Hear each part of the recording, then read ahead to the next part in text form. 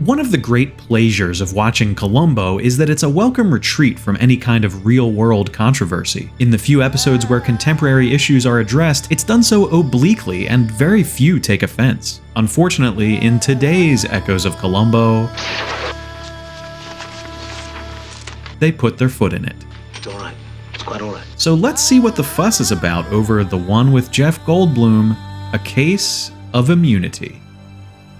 Mark Dawidziak's seminal Columbo file notes that this episode's mystery is fine, and that the story is good, but then goes on to savage the entire production for its perceived anti-Arab political bias. In doing so, he doesn't even get the name of the country right. It's Suwari, or Suwaria, seen and heard repeatedly throughout the episode. By tomorrow, Salah, you will be in Suwari. Within days, your name will be shouted loud in the streets of Swati. Not Surya.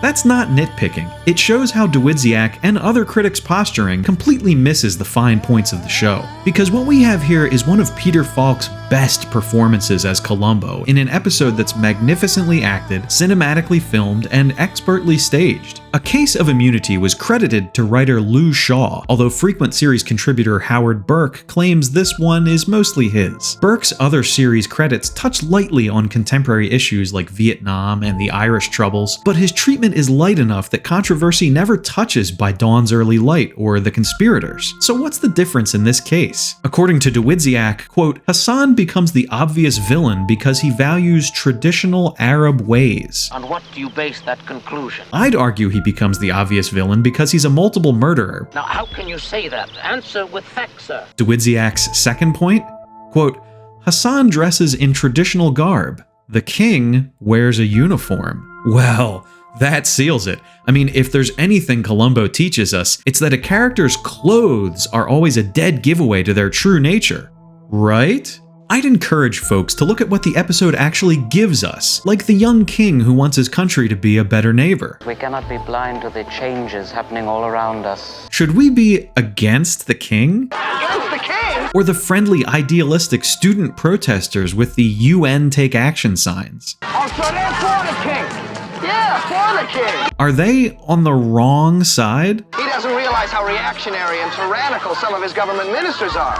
The king's reference to Suwarian justice indicates that torture and gruesome capital punishment are parts of the traditional ways that Salah claims to champion. Are those good things? It's suddenly difficult to reconcile Dawidziak's simplistic platitudes about the characters' costumes with what we actually learn about the episode's world, isn't it? You seem to be interested in clothes. If the show makes a mistake here, it's in leaving the details of the conflict in Suwaria too vague, too open to the imagination of easily offended viewers. But enough of that. It's all a non-controversy as far as a true Columboneer should be concerned, because from the very beginning, this episode is a feast for fans. It's directed by Ted Post, and the man who directed Hang 'em High, Beneath the Planet of the Apes, and Magnum Force gives us a movie-quality experience. The completely silent opening that builds anticipation and mystery, the staging of the embassy scenes to create an epic verisimilitude and consequence, the framing of the tense showdowns between Columbo and Salah. You're convinced that high-level diplomatic stuff is happening, not that you're stuck on a set or soundstage. Look at how many boxes are ticked off here. Columbo out of his usual costume, the villain calling in higher pressure to get him off the case, the other cops completely falling for the killer's scenario while Columbo finds the real, important evidence. We saw him do this in another political episode, Candidate for Crime.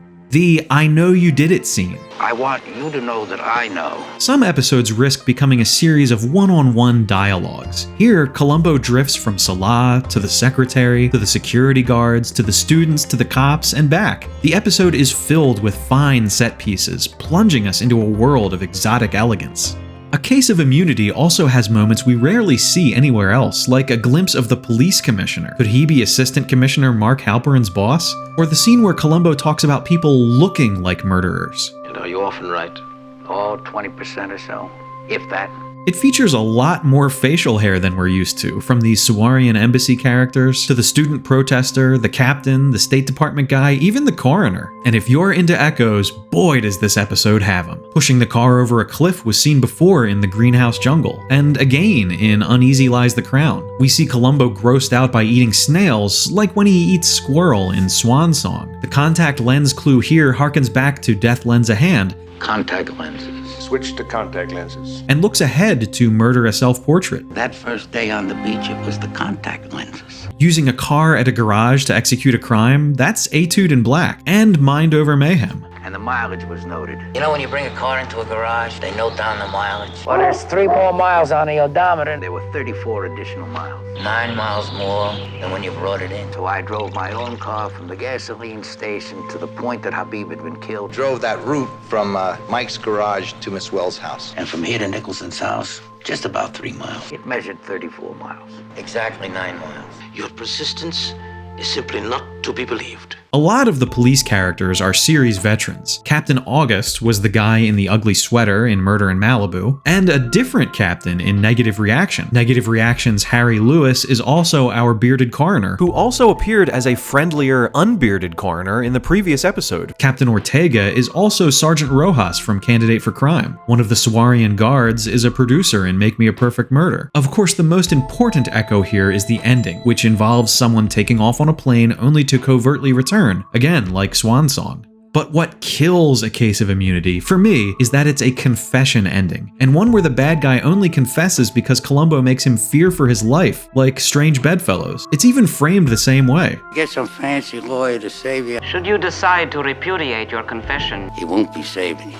we shall be waiting to welcome you home. An ending like this cheats the viewer of a true intellectual showdown between the two men, although it is funny that Columbo basically becomes the king in the final scene. I shall abide by your decision, Lieutenant. The conclusion spoils what would otherwise have been one of the show's best mysteries, but beyond that, there's another reason to watch this episode: Peter Falk. He gives a tour de force performance as Columbo here. There's a sense of realism to Falk's acting that we won't see much after this season. Watch the brief scene where Columbo is furious with this vending machine. You can tell this is something that legitimately infuriates him. Or that iconic image of him calmly eating his sandwich while he waits for the final showdown with Salah. Even the lamer moments, stepping on Salah's robe for instance,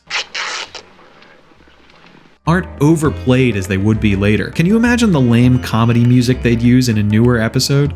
Perhaps we could talk out here.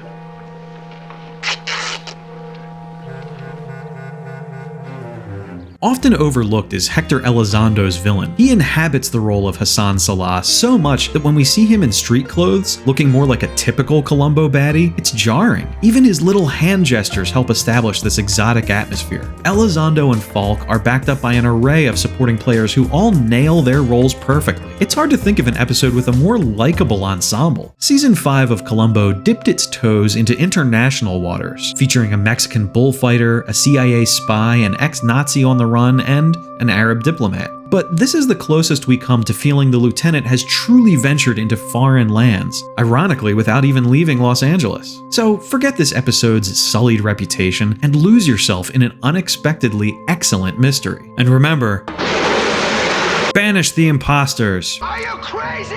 Free Sahuari!